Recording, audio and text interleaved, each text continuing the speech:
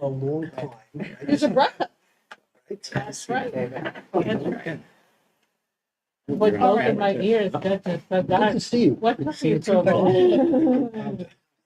Maybe give a golf game going. All right, I think we can get started. Shabbat shalom, everyone. Shalom to near and far. It's really great to be here, and yeah, to get to see old and new faces. And I get to explore with you a really interesting chapter in our parsha. So there is this story of Miriam as well. And we often hear told, right, this story of there was a well, right, that followed Miriam through the wilderness, and that's how the people got along. But we don't always get to look at the sources from which that well comes. And as I was looking in preparation for today, I found some things I didn't expect. And it really raised the question for me, right? So the on one foot way of explaining this incident, right? Miriam dies, and then suddenly the people have no water. Right? And the explanation for this, right, is, oh, it was Miriam's well and it disappeared.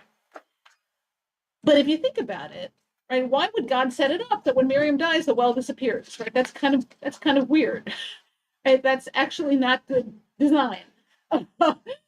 So the commentators explore, so why does it disappear? Right? What is meant to be communicated through this image of the disappearing well?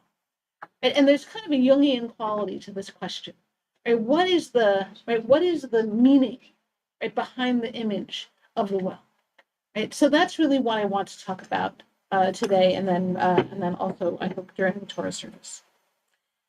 So you've got a study sheet, and I included here a little bit before the piece that we're going to study, because we're really going to be relying on this midrashic technique or strategy of noticing what things are close together in the text.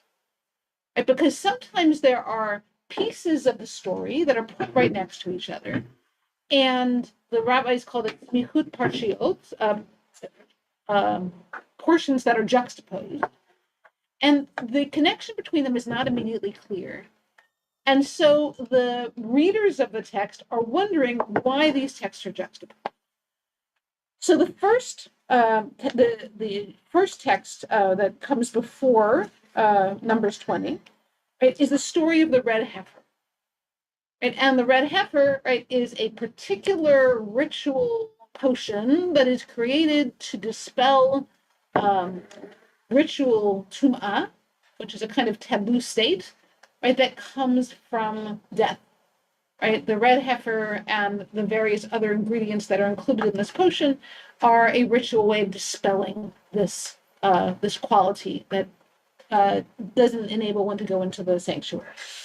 And weirdly enough, many of the things that are really sacred, like death and birth, are sort of included in this category of tumah. But the thing that happens right after that is Miriam's death.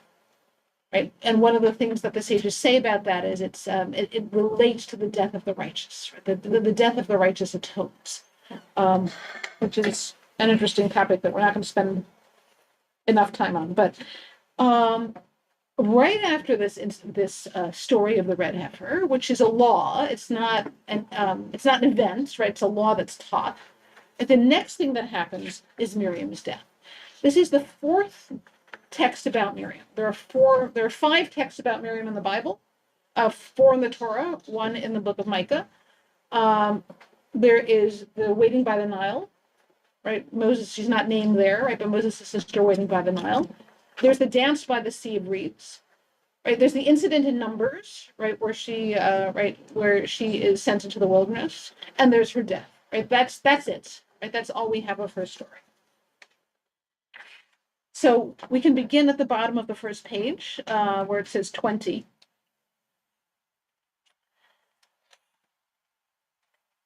And we can explore this mystery together. So the Israelites arrive, and the mystery for me really is, so, why did the well lead? So the Israelites arrived in a body, right? They arrived kol ha'ida, the whole community, and they're going to make something of this phrase. So I'll just note it here, right? The Bnei Israel came kol ha'ida, the whole community, to the wilderness of Tzin on the first new moon. The people stayed at Kadesh, right? That's the name of this wilderness. The people stayed at Kadesh, which means holy, right? And probably not an accident that it means holy. Miriam died there and was buried there. Immediately, right, the community was without water. Lo hayamayim la'ida. The community had no water. Vayikalu al Moshe al Haron. And they got together, right? They joined together against Moses and Aaron. Right? The people quarreled with Moses, saying, "If only we had perished when our brothers perished at the instance of Yud-Heh-Vav-Heh." In other words, if only you had killed us too, right? When you killed the rebels and the incident of Korach. Right? We wish we were dead, which they've been saying throughout the entire book of Numbers. And I'll just read one more verse here, and then I want to go back. Okay. Why have you brought Yud-Heh-Vav-Heh's congregation into this wilderness for us and our beasts to die there? Why did you make us leave Egypt to bring us to this wretched place, a place with no grain or figs or vines or pomegranates? There is not even water to drink. So the next thing that happens is, of course, the striking of the rock. Right? But I want to go back, and I want to notice the sleight of hand that this story offers. So here's what I want to ask, and this is often a question I invite people to ask in my Midrash classes: what's missing? What's missing from this scene? When you begin with where it says chapter 20. Or what are your questions? What's not here? Okay for rabbis. It is okay for rabbis to respond. So what's missing for me, profoundly painful, is grief. Where's the community's grief? They Right. grieve for Moshe, they grieve for Aaron, there's no grief here.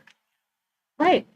Every time we have a death of a significant person, right, there's mourning. Right. Sometimes there's 40 days of mourning. Right. There's an expression of grief. Miriam dies and poof, Nothing. gone. Right. Nothing. That's not coincidence. I don't think so. Right?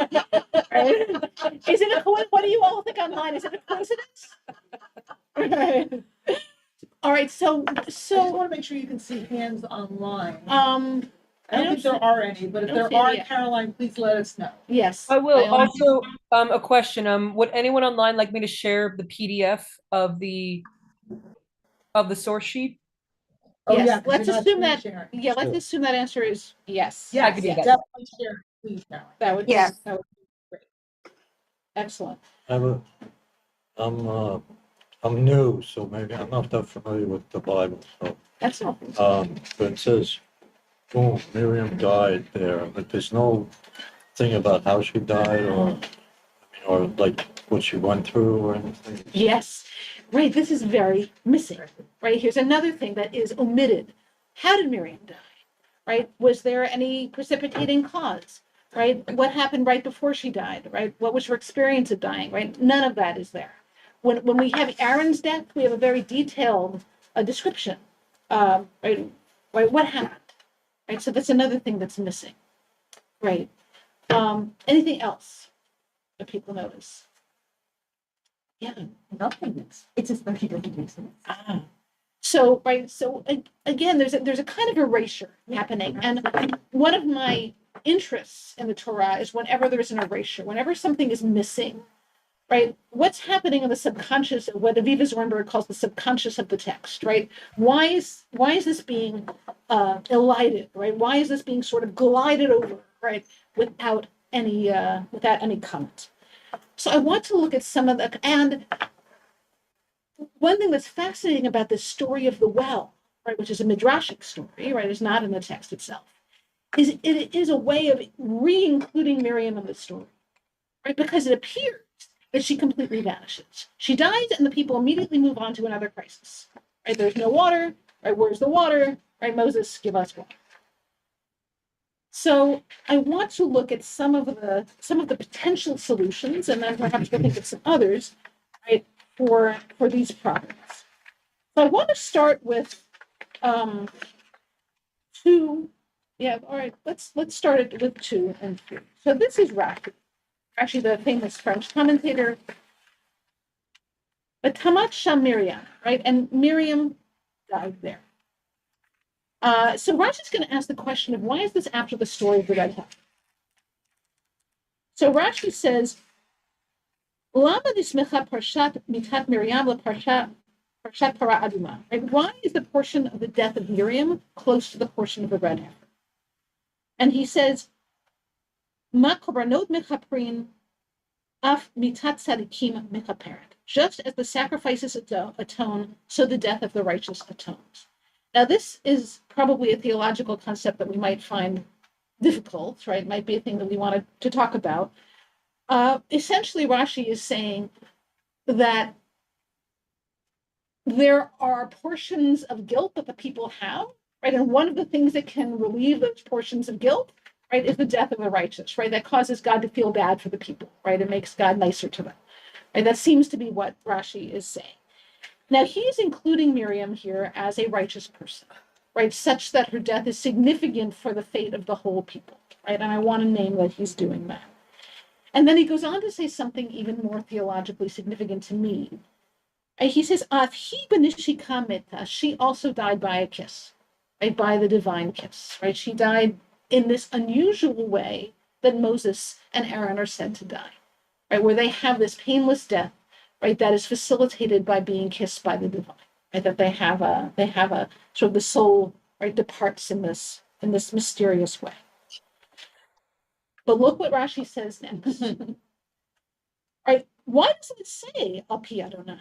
Right, which is the phrase that the Midrash thinks means that someone dies by a kiss from God, is that she died Al Pi Adonai, right, by the mouth of God, which often means by the command of God, but the Midrash interprets it to mean by the kiss.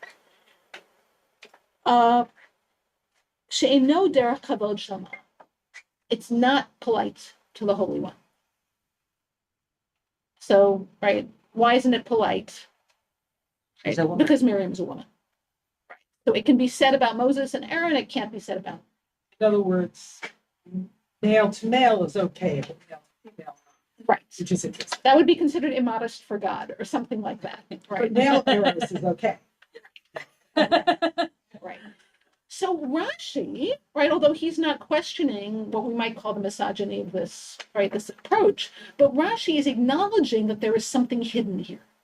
Right, something happened, and the text doesn't say it happened, right, because it is uncomfortable for the text. Right, it's uncomfortable to imagine God kissing Miriam, right, and so the text does not say so. Right, but Rashi says, but it happened, but the story doesn't tell us that. Right, so in a sense, Rashi is admitting, right, Rashi's doing 2 things. Rashi is acknowledging a kind of saintly tradition around Miriam. Right, that she's worthy of this, right, of this extraordinary mode of death. But he's also saying, but we don't talk about it, right, because Miriam is different because she's, right, so she has this dual status of being a prophet, a leader, right, but also, right, being a woman. And now we have this sort of division that for Rashi is the reason for the omission in the text, right? Why don't we hear more about Miriam's death? It's immodest to talk about it, right? Because she's female. So that's answer number 1. Right? Anything on this, right? And then we'll look at some other answers that I actually find even more interesting. Just one thing. Yeah. The mission of Miriam.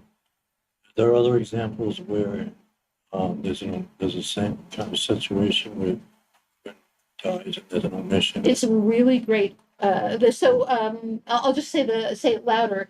The question is, are there other examples of this? And the answer is absolutely.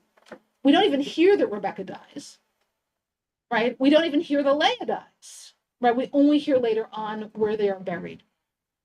So actually, yes, right? This is not uncommon. I can infer to favor of Mary. It's saying that he who him whom he loves, he corrects. Mm. So when Miriam Zipporah, the way Hashem spoke of correcting her, was of love. He's correcting him whom he loves, he corrects. Hashem put a huge. The correction was really on the correctness. So that got his personal attention Yes, to her those action who shows hold close, always affection. correct. Thank you. Hey, I just want to say that Jay online has something to say. He's raising his hand. Please. Yeah, sadly, some of it's been covered, but let me elaborate a little bit. First, what was missing? You said in the beginning, but I think it needs exploration, that the Vav, I mean, the going from her death to and there was no water. And is there a consequential relationship? Is it two things just happen to be just chronologically? And I lean towards the second because that's a pattern relating to the second point of women's death, significant women's deaths in our tradition. I mean, yes, Abraham grieves Sarah, we hear that, but she dies. And then there's a whole parsha that starts Alfarei Mot, but it's nothing about Sarah or her death. So similarly, Lot's wife. I mean, I think we have the death of women, especially important women in our biblical tradition, is almost an epiphenomenon, and it just happened. And I think that Rashi's explanation is a little bit too much like an apologetica of like, well, why don't women have more ritual rights than men do? Well, because women are inherently pure. They don't need the ritual obligation that men have. Women should not be mentioned. Their death should not be elaborated on because it's, pasnish, because they're women. So I think that this is problematic that needs to be unpacked. Yeah, thank you. I really appreciate that. And that's actually where I want to go next, is to sort of further unpack this. Go ahead, Val, and I'm going to go the next first. I want to just go back to that. Why is the portion is related to the red heifer for a second? Mm-hmm. My third graders study this text, and we studied in the idea that Moses doesn't make it into the promised land, and oftentimes they have an issue with the fact that the Israelites make it to the promised land because one of the reasons they traveled for 40 years was that they doubted God, and God said, then you're going to travel for 40 years, and here again they're doubting God. And I think that's also Rashi kind of excusing that. It's Rashi saying, well, with the sacrifice, there is an atonement. Mm-hmm. Now Miriam has died, and they're atoned. They can make it. They can cross. They can make it through. And it's that also hurts. That the fact that she had to be sacrificed to be able for them to move on this way. Right. What does it mean for her to be the sacrifice? Right. Right. Yes. I want to come back to this. I think this is really important. So I want to look at now at two more texts. I want to briefly note text 3, that the Babylonian Talmud basically agrees with Rashi. Right. Rashi said, basically the Babylonian Talmud says, right, the funerals of women are restricted. Right. That we don't set their bier down in the street and eulogize them in the same way. Right. So that's why the Talmud says there's no larger description of the funeral, right? It's because of this tradition. But the Or HaChaim, right, who's a mystic from 18th century Turkey, has something that I find more interesting to say. So, and he is on this question of why does the well suddenly disappear? Or why does God respond to the death of Miriam with the disappearance of the well? Now, first of all, you have to assume that there is a well. Right, and this is not in the text, right? But there is a long-standing, mentioned in many places, rabbinic tradition, right, of the well. In fact, you don't have to take my word for it. Let's see. Here's a good one.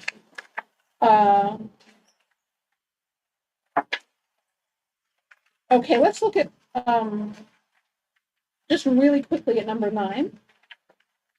This is one of the many sources. Thank you very much. One of the many sources on this. Numbers Rabbah, this is a Midrash. They ask, of what was the well constituted? It was a rock. It was a boulder. Right? It rolled after the people. like this endlessly rolling rock. It looked like a beehive, and it would roll and come with them on their journeys. When the banners would encamp and the tabernacle would stand, that boulder would come and settle in the courtyard of the tent of meeting. The princes would stand over it and say, "Rise, O well," right? Kumi be'er, which is a phrase from the Torah, and it would rise. Right, so this is the well that is Miriam's well. And if you look at 10, there is a question about, can you use as a mikvah a spring that moves from place to place? So, of course, the text asks, what is that? What is a spring that moves springs that move from place to place? Like, what is that? Right, Amar Rav Mayan Hamnikal Tel Tahor, right? The spring that moves is pure. V'zehu be'erasha Miriam, right? The only example of such a spring is Miriam's well, because it moves from place to place. Okay, so that's Miriam's well. So that's in the background of what the Or HaChaim is going to say. So let's look at 3a.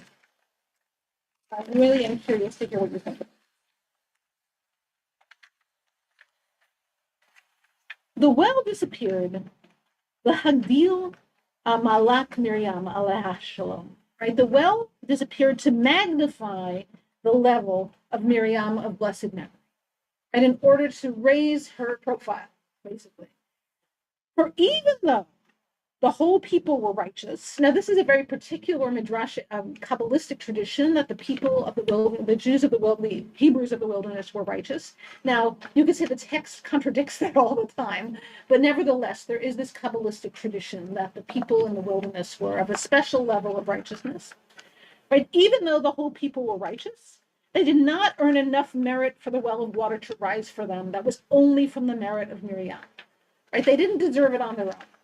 Right? They only deserved it through Miriam. So in other words, this is a teaching that the well disappears. This is what the Or HaChaim, I think, is saying. That they should know that this well came specifically because of Miriam. Right? And also,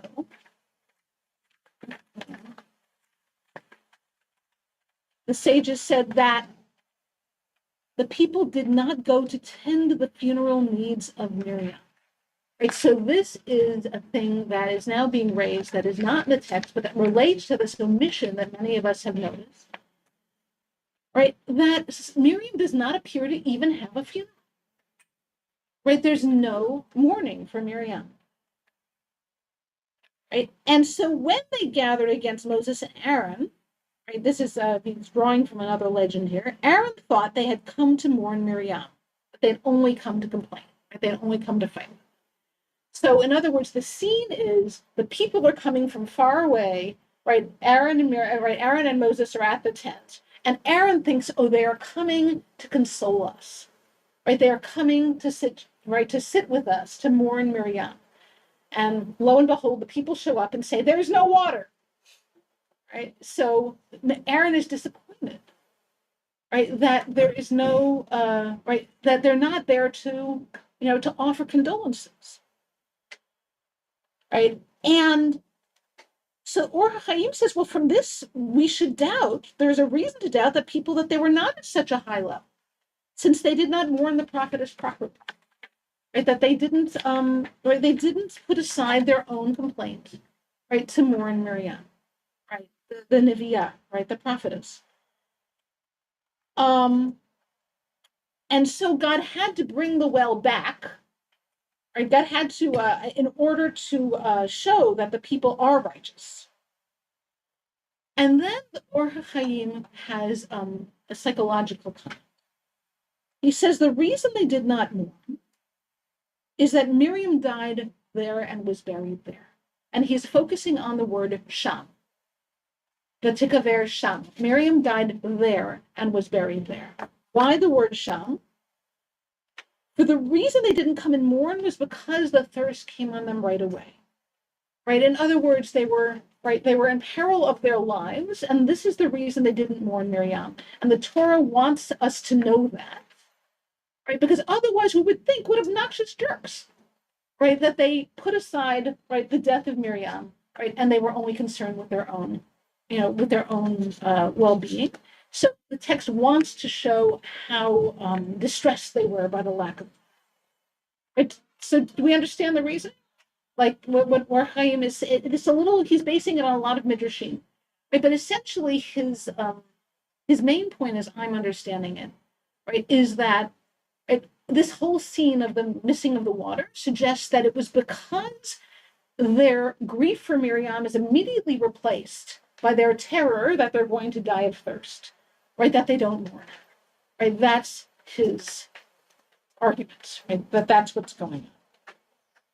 All right, I want to add one more thing, and then we're going to talk. So this is Al-Sheikh. I don't know why I don't have the Hebrew here, but this is Al-Sheikh, who's a commentator from Turkey, who has an opposite reading of this. He quotes the same legend, right, which is that Moses and Aaron see the people coming. They think they're coming to mourn Miriam. Lo and behold, they're not coming to mourn Miriam. They're coming to complain about the lack of water.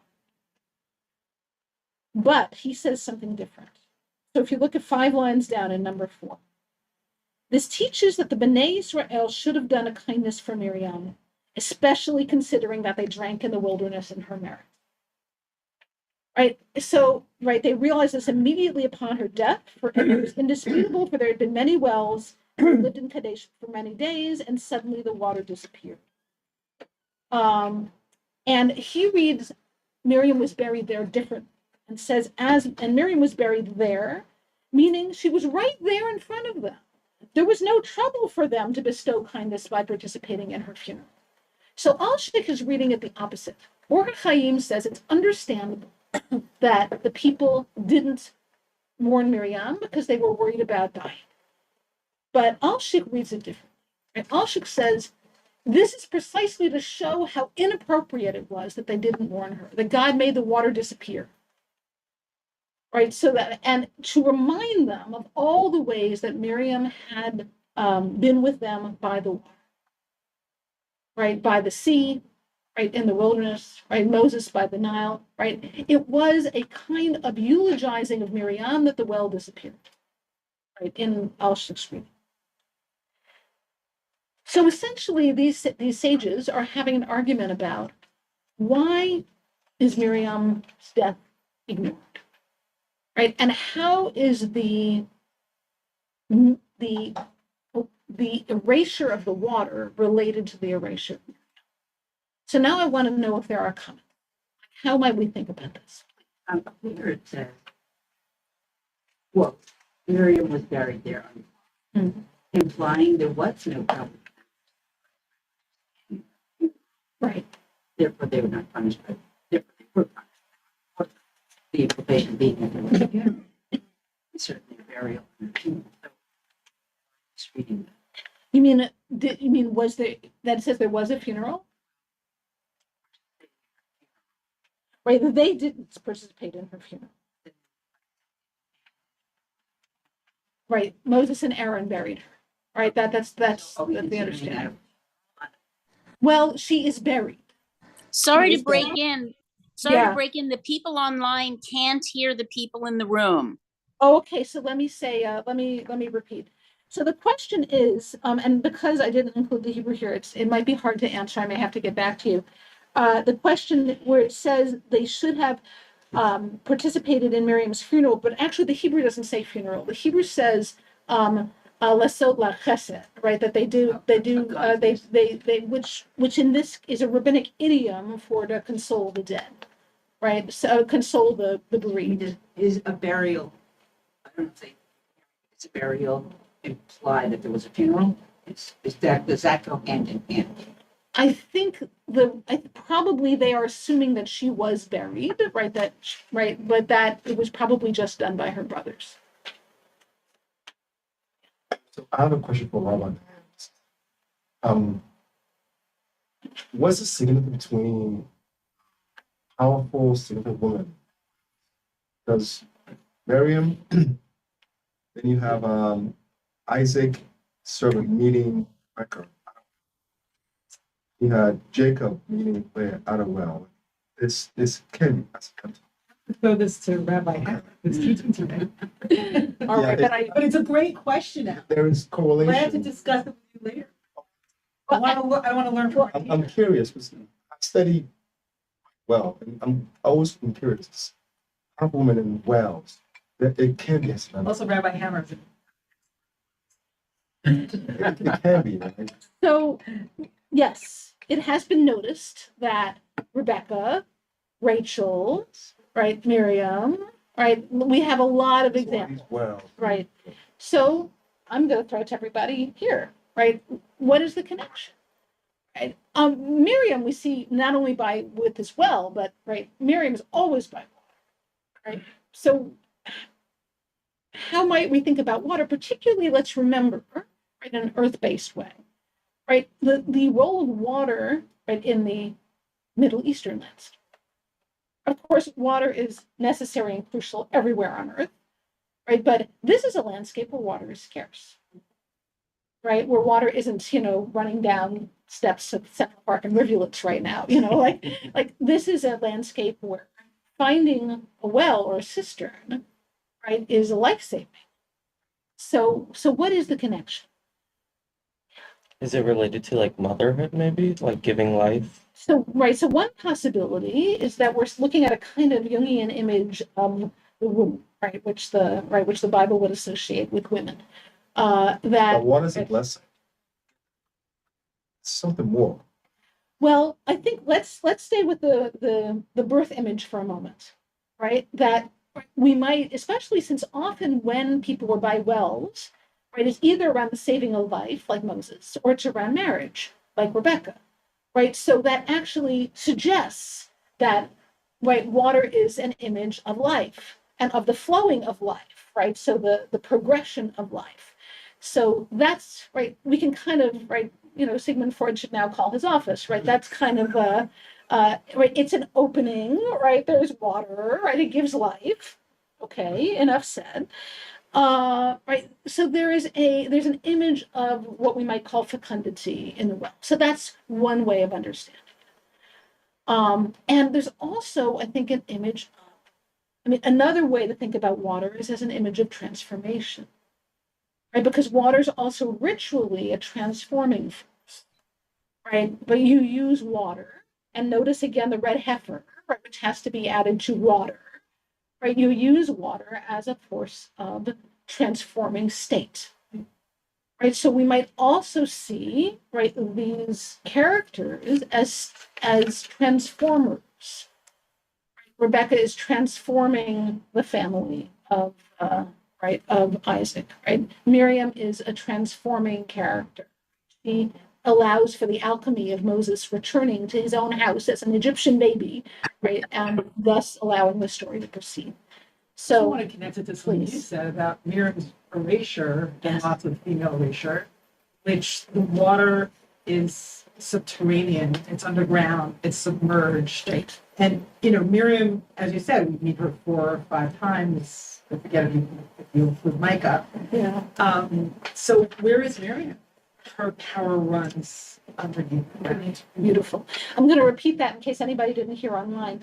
That the water which runs underground, right, is connected to the the hiddenness or the erasure of women. So it's like Miriam is the well, right? Her power has gone underground, right, in this scene and needs to be brought back, right? And that in some way Miriam and the well are linked in this way of being subterranean, right, of being hidden, repressed, or pushed under. Beautiful. I'm wondering about the water being a symbol for the Shekhinah. Mhm. And it's like the Shekhinah went into exile because Miriam was not honored. Beautiful, beautiful. So that, right, the water, right, if we think of the water as the Shekhinah, the divine presence, right, that the water by it is what's the word I'm looking for? It's like a kind of Kabbalistic alchemy that the water disappears because Miriam has not been honored. That means the sacred feminine has not been honored, and therefore the water has not been honored, and it disappears. That makes sense to me. They don't get right down to it because she was a woman. I mean, nobody says that yet. But Till now. I take the other more seriously. I think that's beautiful. Folks online, there was Here, Jill was the one who raised their hand first, and then I think we could go to Roberta was raising their hand last time. Jill, Roberta, Jessica, Helio, if that's okay. sure, and then we'll come Thank back to the room. Yeah, thank you for that interpretation. Is very, very beautiful. What I see is that God withheld water from the Jewish people because the Jewish people withheld their tears in mourning. So God withheld the water. And so God Beautiful. was mourning. Yeah. That feels really powerful. Thank you. Yeah. Thank you. Yeah, Shabbat Shalom. I was also thinking about hiddenness because her death is connected to the first new moon. And just thinking of the fear that, I mean, what was it like at the, when humans first perceived there's no moon? So that is something we know about her death. Yeah. That's beautiful, Roberta. Thank you. I just want to break in and say it reminds me that it's Passover time, right? If it's the first new moon, that's Nisan. So how much more should they have remembered Miriam, right, at the time of the crossing of the sea? Wow. Who was next, please? Who was the third person? Hi, Shabbat Shalom. Shabbat Shalom. I think maybe Miriam may be linked to an emotional life, water emotion, feelings. Maybe it's so difficult to do with the work with the emotional life. And I think important, why God couldn't kiss Miriam? It's totally opposite that is the song of the songs. That the image of the man, the woman kissed, linked to. So I think it's about emotion. In Miriam, linked to these songs too. It's a totally emotional life that is difficult to work in, I think, in Torah, maybe, in this parasha. Thank you very much. I love the idea, right, that water is also feelings. So that the water disappears is like a metaphor for the feelings disappearing, right? The emotions disappear, and so the water is also disappears. Really beautiful. Thank you. And Jessica, yeah, and Hi, Shabbat Shalom. Shalom. I've been thinking about the thirst, this feeling of thirst, which for me is much more frightening than hunger. Thirst, I'm actually, as we've been talking, I've been getting really thirsty and kind of panicking that I've got to get some water.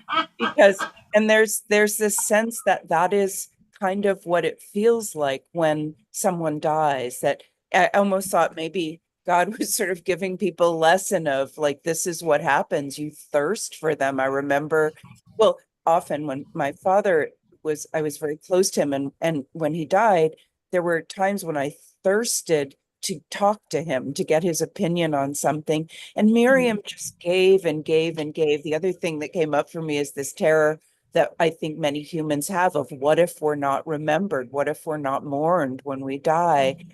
She was never thirsty because she kept having water and giving water, and that kind of constant nurturing where you're not, and she suffered so much and she just kept bringing water. So I think that element of thirst equaling fear and thirst equaling and you can actually live so much longer without food than you can without water. And that I remember last year I did a mikvah before my bat mitzvah and thirsting for that water, immersing, and it quenched a thirst I had for my Jewish identity. So I think there's a lot about thirst itself in here. Thank you for that. Really, really powerful.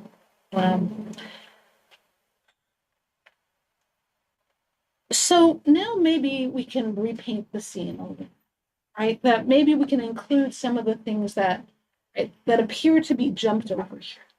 And so we have Miriam's death, right? We have an immediate jumping away to this other scene. But at least according to these readings, it's not really a jumping away, right? Because everything that happens in this next scene that appears to be unrelated is actually connected back to Miriam. Right? It's connected back to this death. Right? Why are the people thirsty? Right? They're thirsty because the well has disappeared. And right, why are they? Right, and also the idea that Moses and Aaron are sitting shiva, right, when the people come, right, with this complaint. Right? It's almost as if they're complaining in a kind of in the way that sometimes, you know, the presenting issue is not the real issue. You know, the thing that you're fighting about is not the actual thing. And the people come saying there's no water, and it's almost like, why did you take Miriam? Right? Why did you take Miriam away from us? Like it's like the grief is being processed and expressed, right, through something else, through this other event. Yeah. Please. So we've been talking a lot about the grief of, like, or the lack of grief of the community. But why did God punish Moses when he struck it twice? Right. So let's look at this, because this I think is really right. So what a question might be, and for this we can go back to our first source, to the biblical source. So a question might be, right, how should we position Moses in this? Right? Is Moses one of the ones who is forgetting Miriam? Right? Is he in opposition to that? Right? Like how might we understand that? So I want to go to the near the end of source 1, where we're already at the rock. So you can see why the Numbers Rabbah says that the well is a rock, right? Because Moses approaches a rock, right, to get water. So this, is actually a pretty good suggestion. The well is a rock. And I love Rashi says the rock went into the Miriam's well rock went and dwelt among the other rocks. Like it went to visit the rock people, which I actually think is so cool. So Moses and Aaron don't know what to do, right? It says Moses and Aaron came away from the congregation to the entrance of the tent of meeting and fell on their faces, right? Which is a way of propitiating God and usually means they don't know what to do, right? The presence of Yud-Heh-Vav-Heh appeared to them, and Kavod Adonai is actually usually associated with the Shekhinah, so that it's the Kavod Adonai that appears here. And right with the tangible presence. And Yud-Heh-Vav-Heh spoke to Moses, saying, "You and your brother Aaron take the rod and assemble the community, and before their very eyes order the rock to yield its water. Thus you shall produce water for them from the rock, and provide drink for the congregation and their beasts." Moses took the rod from before Yud-Heh-Vav-Heh as he had been commanded. Right, so he takes his special staff. Moses and Aaron assembled the congregation in front of the rock, and he said to them, "Listen, you rebels, shall we get water for you out of this rock?" And Moses raised his hand and struck the rock twice with his rod. Out came copious water, right? Mayim Rabim, and the community and their beasts drank. But Yud-Heh-Vav-Heh said to Moshe and Aharon, "Because you did not trust me enough to affirm my sanctity in the sight of the Israelite people, therefore you shall not lead this congregation into the land that I have given them. Those are the waters of Meribah," meaning that the Israelites quarreled with Yud-Heh-Vav-Heh, whose sanctity was affirmed through them. So on the surface of this, I've always felt like this looks tremendously unfair, right? You gave me a rod, right? You said to get water out of the rock. It wasn't a crazy inference to think I'm supposed to touch right? I'm supposed to hit the rock with the rod. Of course, there are all kinds of things that people say about this. But I want to think about the Miriam question here, because look at the sentence where it says Moses and Aaron assembled the congregation in front of the rock, al Pnei Hasela, and he yells at them, right? And he says, "Shim'una hamorim," listen, please, you rebels. right? Should I get water for you out of this rock? Now look at the word for rebels. Hamorim. Miriam. Right, the word's right there. Right. Rivka Walton has written about this. Like the word Miriam is right there. So again, this can't be a coincidence. Also, there was more rain than we thought. Right, or at least there could be to make it clear. Yeah. Right. So it's almost like he says, "Listen, Miriam." Right. It's you could read it that. Right. Shall I get water for you out of this rock? So this is sort of like a classic Freudian slip, right? Where Moses is saying one thing and another thing comes out, right? And what comes out is Miriam's name. How could we understand this if we were to be, amateur psychologists of the Tanakh, right? How should we understand, what is the relationship between Miriam and Moses's actions and feelings at this moment? Is he mad? Is he mad? Okay. All right. So he sounds mad. Right. So he is angry with the people. Right. He's not particularly sympathetic that they're thirsty. Right. He's clearly angry. He calls them morim, which comes from the word to rebel. Although actually it could mean teachers. Right. So it's like he is angry. He's yelling at the people, but he's angry at Miriam. You ever do that? You ever yell at somebody because you were angry at somebody else? So he's under-resourced. His sister would have provided water. Mm-hmm. And now he's in a position to bring water. He doesn't know how to do that. He's furious. Mm-hmm. I think that also is part of the erasure of the grief, because we go into rage. So he's been, I just want to clarify this 1 second, then I'll come to everybody else. So he is angry that Miriam's gone, right? This was her job, right? Now he has to do it, right? And he's angry at her, maybe for being gone. Have I got that? Have I got it right? For being gone and for not being able to do the thing that he relied on. Right. So and now he misses his sister. He misses his sister. But what she did for himself in this immediate physical way around water. Also, he can feel completely abandoned. He feels abandoned by her. And I mean, sometimes, and because we looked at the beginning of the text also where it's, Miriam died and we have no idea how she died. If she died very suddenly, we also have that feeling sometimes. We can be mad when someone dies and we haven't said goodbye and we haven't had an opportunity to have that grieving, and we don't see a grieving either with the burial. So that anger can come through that too. There's no time for him to process the death of Miriam. Yes. It goes from death to bury to complaints. Yes. So yeah, I'm mad at you. Like, look at what's happening now. Yes.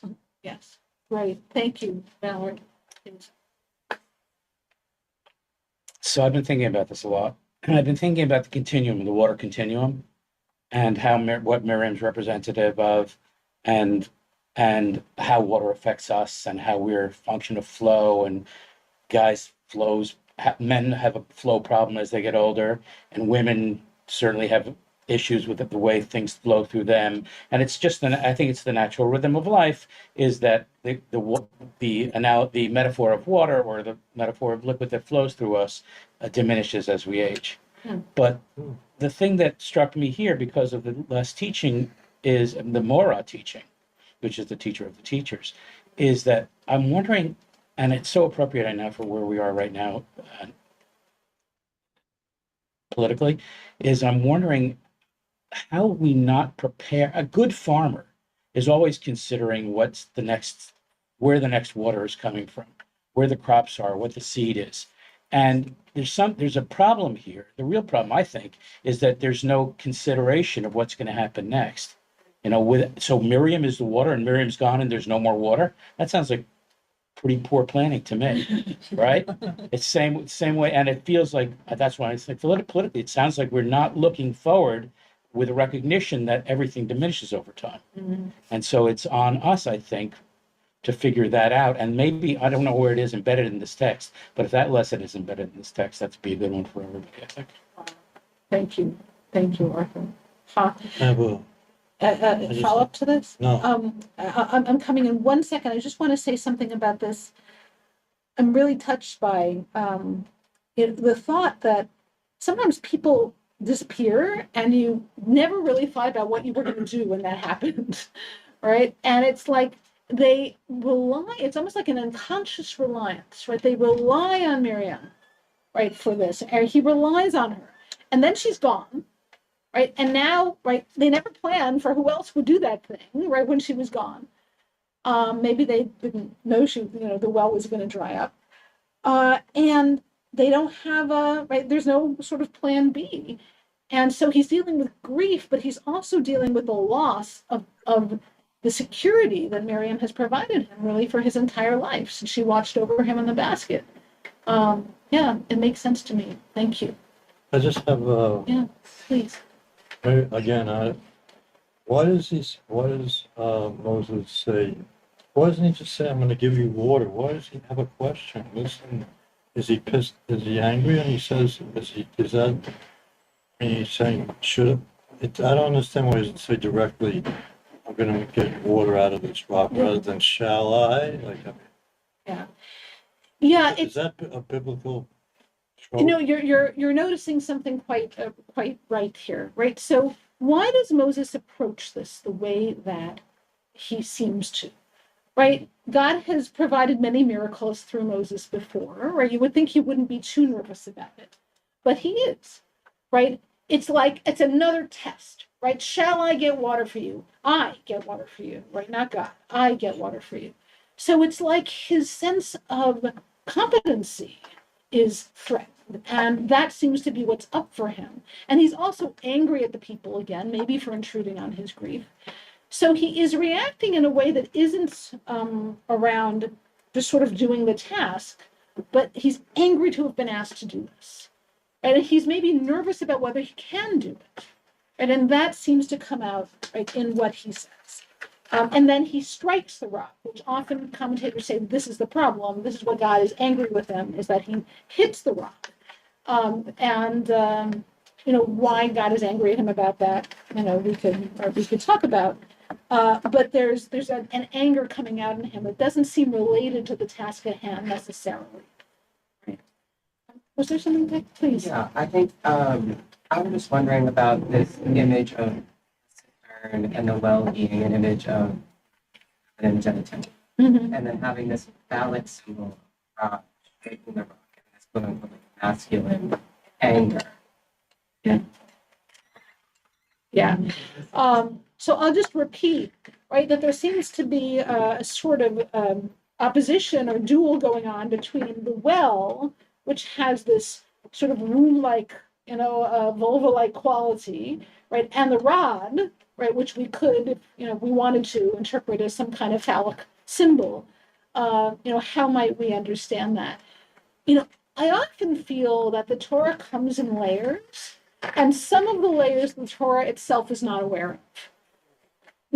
And it's like, that when we are sort of naturally expressing ourselves, there may be currents that we're not aware of on the surface. I feel like the Torah is similar.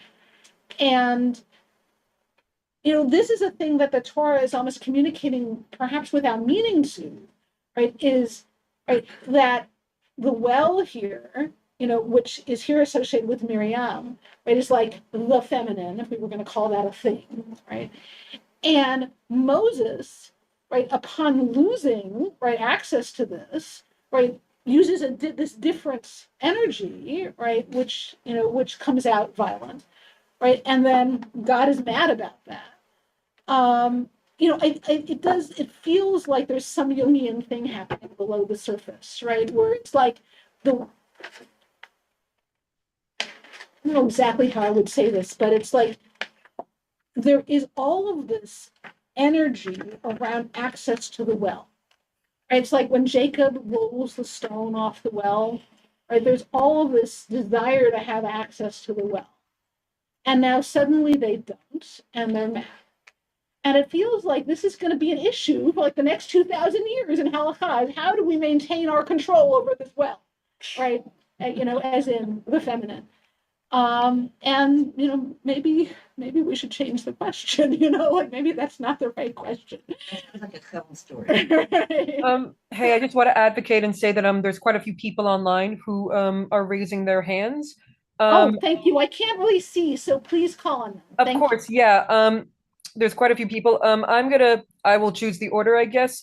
Beth, Brenda, and Sharon haven't gone to say anything, so I guess we can go in that order. And then Jay and Roberta and Jill, did you still have something?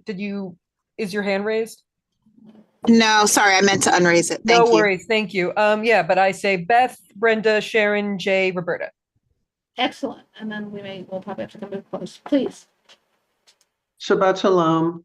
Shabbat Shalom. I read Moshe saying Hamorim as you bitter ones.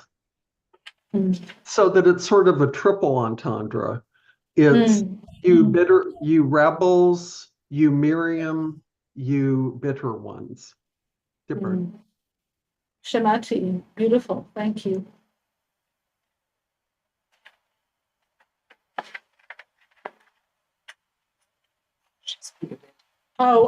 We can't hear you, whoever's speaking. Brenda? Brenda. Unmute. Okay. All right. So I was thinking like the fact that Miriam represents the feminine and the nurturance of the community. And therefore she is the water of life. So when the community is saying we have no water, in a way they're grieving for the loss of Miriam, the loss of the feminine, the loss of the nurturance of their community. It's not the physical water. So, we were saying that there's no grieving, but maybe this is their way of grieving, and saying there's no water, there's no feminine, there's no nurturance, there's no life force. All that Miriam represents as the feminine. And Moses, well, he's like, how do I replace this? I'm not the feminine. I'm not nurturance. I'm a man. I don't know if I can do this. All right, let me do it. But I'll do it in a male way, and I'm never going to be able to replace the feminine. So that's my under the layers symbolic interpretation. Shamati. Thank you. Shabbat Shalom. You could hear me? We can. Hi. Okay. Hi. Just a small point. I think Jill, you said some of this, but I think with Moses, in that moment with the rod, it strikes me that he forgot that the source of the water is not from him. He says, okay, we'll give you water. And it feels like it's the we is Moses and Aaron, as opposed to recognizing where it really comes from. There was something in that striking that doesn't recognize the source is not him. He's channeling through the divine. And I think with Miriam, and I think more of the sense, I'm just thinking of the image of the well. Yes, the water is coming from beneath, but there's also the rain, and it comes from the heavens as well. And I think that there's always that sense of it's a flow that comes from both directions, even if it's primarily that hidden. There's still, I feel like that she maintains that connection to the divine. And in that moment, Moshe usually has it. In that moment, he lost it. Thank you. Thank you. Really powerful. Yeah, I just wanted to also, there's proof in the next verse to what Sharon was saying, because God says, you did not trust me to Moshe and Aaron. But also, I love all these below layered interpretations, but I often try to go with the simplest, at least, and put it out there. And I think from what we know in the narrative arc of what's been happening, I think Moshe is angry and confounds the rebels with Miriam, because what do we know about Moshe up to this point? He feels more and more burdened, especially when the people complain. And he complains to God, you've put too much on my shoulders. And here, Miriam's disappearance puts yet another thing on his shoulders. So you could understand why he's feeling frustrated and angry, and in many ways, confused and substituting names, as someone recently has done a lot. Thank you. Is there one more? Yeah, please. Oh, well, I was next, but Lori hasn't spoken. So I'll just say real quick. Yeah, I just wanted. Second strike of the rock. Like Moses doesn't get that the rod in Egypt was an instrument of violence. But to get to a promised place, a higher level of human evolution, we have to understand that the rod can transform into a talking stick, and that we have to learn to communicate. And that is because, remember, the instruction was talk to the rock. So I think there's a really important lesson for us right now. And I would be the voice of, well, anger is an emotion, but he couldn't contain the anger and express it through his nervous system. But the body is 80% water. So even the fact of the matter that his body is moving to strike the rock is a sign that we're also dealing with the reptilian brain, which is where we don't necessarily bring our consciousness. So that to be in the waters, from a trauma evolutionary point of view, you have to breathe. And the breath and the mayim goes through the heart, through the whole body. And it's an evolutionary place. It's a paradigm shift to solve war with conversations and with emotions, and not with fighting or hitting rocks. And we haven't gotten there as a species. Thank you. Yeshua. I want to ask, why is it at the moment of tense frustration, why is it strike out, slap someone, hit someone? For some reason, that seems to always be the response. You know, like at the point of total frustration. Well, right, we have certain, this is all based in our deep biology, right? And we're working with, a deep biology of, if I feel attacked, right, I'm going to defend myself, right? And we need that biology, right? At least we have, right? And how to work with that, right? How to make more subtle those responses, right? Is a pervasive human problem. It's not limited to people of one gender or ethnicity or anything, right?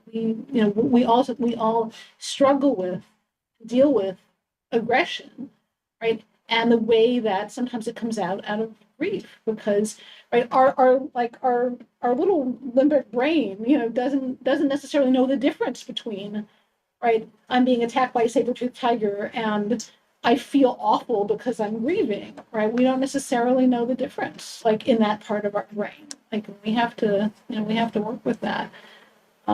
So I'm not surprised by Moses's reaction, right? But it's, I'm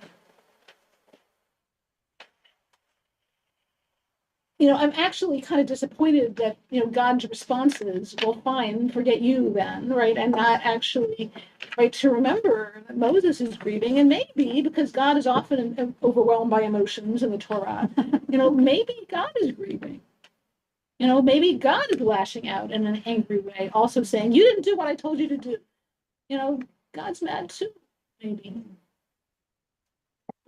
How do you kind of reconcile like the crime and the punishment? Because I feel like this is a pretty recurring theme in the Bible, like crime and then disproportionate punishment. Yeah.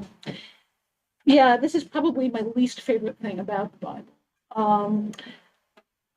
I think that this is just a product of a philosophy that if people are punished, they will do better, which, is not necessarily true.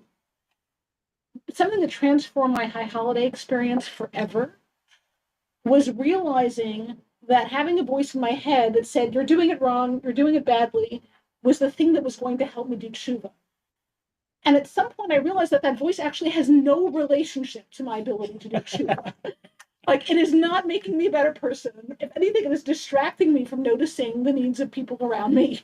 Like, it is not helpful. Right. And I think that there's a way that many civilizations have kind of misidentified that voice, right? And said, right, the way that we will get people to be good, right, is if we punish them very harshly if they are bad. Right. And there are all kinds of reasons why I think that's not actually the way to go, right? That doesn't, A, it doesn't work, and B, it's very harmful to people. But I think the Torah is kind of has that, the book of Numbers is full of it. The people are miserable and they rebel, and then God kills a bunch of them, and then they're quiet for a while, and then they're miserable again, and then they rebel, and then God killed more of them. Like, this is a terrible dynamic. What it would be maybe better, right, if God would sit down and say, you seem really unhappy. You don't feel safe, right? You don't like where you are, right? Can we talk about this? It feels like they're actually repeating the trauma of Egypt. Where there's, always, harsh taskmasters. It feels like they're repeating that trauma. And right, how do you live out of that trauma? It's just, sort of a very complex human question. But yeah, I tend to be like, this is the character God, and I'm not relating to this as the actual God, because like God, the character, like seems to need to punish people to feel better. And, it just doesn't, aside from it not necessarily being ethical, it just doesn't work. Our society is still doing it. Or we still are punishing people very harshly when there's actually no evidence that that corrects their behavior. We're still dealing with that. We all have to go to shul. Is there a final anything? Are we good? Real quick. Sorry, there's a few people online as well, but we can start with in the room. Yes. Yeah, I think we have to go, right? It is like 4 to 10. I would leave it to you if you want to take 2 minutes for people talking and 2 minutes for you to wrap up and have the last. Okay, so we can take like 2 comments. So let's do like people who haven't spoken. One. Are there folks online who haven't said anything? Yes, I think I see somebody, but I can't really see. So Caroline, somebody has to help us. Yes. Let's start with Yol, and then we could go to Osherheim. Thank you. Hi, can you hear me okay?